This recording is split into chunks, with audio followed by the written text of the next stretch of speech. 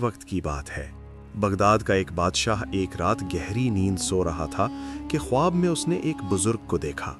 بزرگ نے کہا، اے بادشاہ، کل صبح جب سورج نکلے تو گھوڑے پر سوار ہو کر جنوب کی طرف جانا، پھر اس درے میں گھوڑا ڈال دینا جو پہاڑوں کے درمیان سے گزرتا ہے۔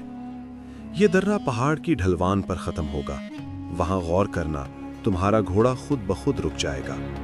جہاں گھوڑا رکے وہیں کھدائی شروع کر دینا۔ کھودتے کھودتے تمہیں ایک راستہ نظر آئے گا، اس راستے سے نیچے اتر جانا۔ راستے کے آخر میں ایک کھلی جگہ ہے، وہاں تمہیں ایک خزانہ ملے گا۔ اس جگہ کے عین درمیان پیتل کا ایک بت پڑا ہوگا۔ بت کی انگلی میں ایک انگوٹھی ہوگی۔ جب تم اس انگوٹھی کو چھوؤ گے تو بت چیخ اٹھے گا، مگر ڈرنا نہیں۔ بت کی انگلی سے انگوٹھی اتار کر اپنی انگلی میں پہن لینا۔ بادشاہ نے پوچھا، اس انگوٹھی کی کیا خاصیت ہے؟ بزرگ نے کہا، جب تک تم اسے پہنے رہو گے تمہیں کوئی نقصان نہیں پہنچے گا۔ جب اسے اتار کر ہاتھ میں پکڑو گے تو ایک جن حاضر ہوگا جو تمہارے ہر حکم کی تعمیل کرے گا، اور اگر انگوٹھی منہ میں رکھ لو گے تو تم سب کو دیکھ سکو گے، مگر کوئی تمہیں نہیں دیکھ سکے گا۔ بادشاہ کی آنکھ کھل گئی۔ وہ حیران تھا کہ اتنا صاف اور طویل خواب اس نے کبھی نہیں دیکھا تھا۔ اسے خواب کی ہر بات یاد تھی۔ اس نے سوچا کہ خواب یا تو اللہ کی طرف سے ہوتا ہے یا شیطان کی طرف سے۔ پہلے دن اس نے خواب پر عمل نہ کیا، حتیٰ کہ گھوڑے پر سوار بھی نہ ہوا۔ دوسری اور تیسری رات بھی وہی خواب آیا۔ اب بادشاہ کو یقین ہو گیا کہ یہ خواب اللہ کی طرف سے ہے۔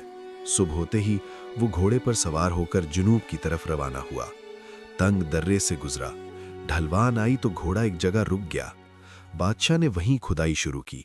تھوڑی دیر بعد لوہے کا دروازہ نظر آیا۔ دروازہ کھولا تو نیچے سیڑھیاں جاتی دکھائی دیں۔ وہ موم بتی جلا کر نیچے اترا۔ سیڑھیاں ایک لمبے اندھیرے راستے میں ختم ہوئیں جو ایک بڑی غار میں کھلتا تھا۔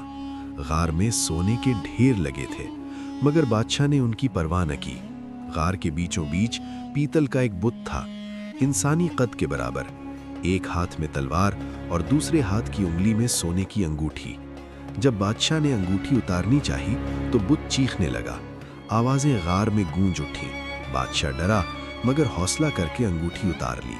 جیسے ہی اس نے انگوٹھی پہنی، شور ختم ہو گیا اور بت دھم سے زمین پر گر پڑا۔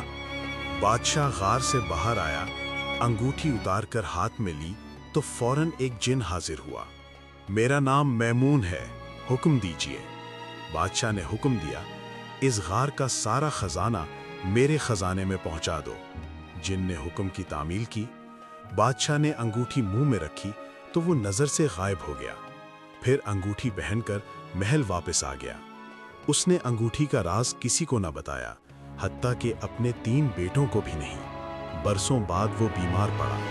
موت قریب دیکھ کر اس نے بڑے بیٹے کو تخت و تاج اور آدھی دولت دی، منجھلے کو باقی دولت دی اور تیسرے بیٹے علی رضا کو جادو کی انگوٹھی دے دی اور اس کی ساری خوبیاں سمجھا دیں۔ بادشاہ کے انتقال کے بعد بڑا بیٹا تخت نشین ہوا۔ تینوں بھائی محبت سے رہتے تھے۔ ایک دن علی رضا نے دیکھا کہ بڑا بھائی پریشان ہے۔ اس نے بتایا کہ پڑوسی بادشاہ حملہ کرنا چاہتا ہے۔ علی ہنس کر بولا، بس اتنی سی بات، 10 منٹ دیجیے، میں اسے زنجیروں میں جکڑ کر پیش کرتا ہوں۔ اس نے انگوٹھی اتاری، جن حاضر ہوا اور دشمن بادشاہ کو پکڑ کر لے آیا۔ دشمن نے معافی مانگی۔ کچھ دن بعد دونوں بڑے بھائیوں کو معلوم ہو گیا کہ علی کے پاس جادوئی طاقت ہے۔ وہ اس سے ڈرنے لگے۔ ایک دن دعوت رکھی گئی۔ کھانے کے دوران منجلے بھائی نے کہا، کاش دسترخوان پر بغداد کے لیمو بھی ہوتے۔ علی نے بے خیالی میں انگوٹھی اتاری اور فوراً بغداد کے لیمو آ گئے۔ یہ دیکھ کر دونوں بھائیوں کے دل میں حسد آ گیا۔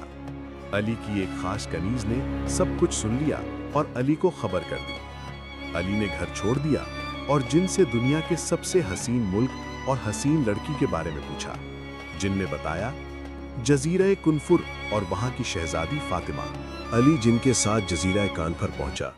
وہ شہزادی فاطمہ کو دیکھ کر اس پر فریفتہ ہو گیا۔ اگلے دن وہ شہزادہ بن کر بادشاہ کے پاس گیا اور شادی کی خواہش ظاہر کی۔ بادشاہ نے کہا، فاطمہ صرف اسی سے شادی کرے گی جو ایک ہی موسم میں بغداد کے لیمو، مصر کے آم اور مدینے کی کھجور لائے۔ علی نے شرط پوری کر دی اور شادی ہو گئی، مگر فاطمہ اسے پسند نہیں کرتی تھی۔ وہ راز جاننے کی کوشش میں لگی رہی۔ ایک دن اس نے انگوٹھی کا راز دیکھ لیا اور رات کو علی کی انگوٹھی سے انگوٹھی اتار لی۔ جن حاضر ہوا۔ فاطمہ کے حکم پر اس نے علی کو اس کے وطن پہنچا دیا۔ علی بیدار ہوا تو انگوٹھی غائب تھی۔ کچھ عرصے بعد علی بھیس بدل کر جزیرہ کانفر پہنچا۔ فاطمہ نے اپنے باپ کو قتل کر کے حکومت سنبھال لی تھی۔ علی نے کنیز سلوہ کی مدد سے انگوٹھی واپس حاصل کر لی۔ آخرکار علی نے جن کو حکم دیا کہ فاطمہ کو اسی غار میں لے جا کر سلا دے جہاں پیتل کا بت تھا، تاکہ وہ 1000 برس تک وہیں سوئی رہے۔ اس کے بعد علی نے جزیرہ کانفر پر حکومت کی، سلوہ سے شادی کی اور دونوں خوشی سے زندگی گزارنے لگے۔